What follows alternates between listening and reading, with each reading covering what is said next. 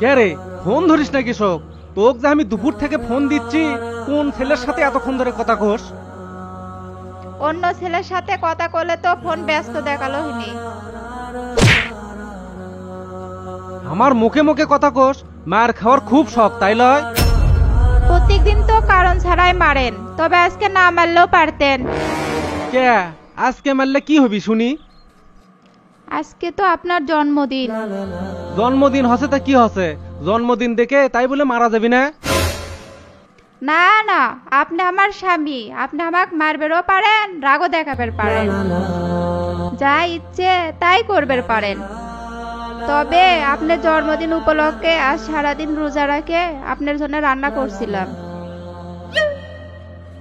তাই phone receive করবার পারিনি। যদি আপনার মারার ইচ্ছেই হয় তাহলে ইফতারির পরে মারেন।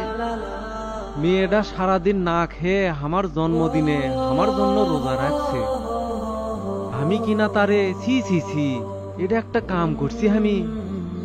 মেয়েটা কতই না ভালোবাসে আমাক, জন্মদিনে আমার জন্য রোজা রাখছে।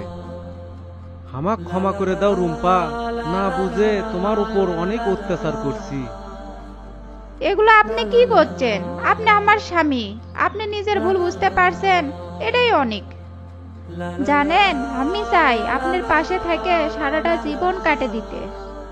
তোমার মনের আশা জান আল্লাহ পূরণ করে। এতদিন আমি যে ভুল করছি, এই ভুল জান আর কোনোদিন না করি।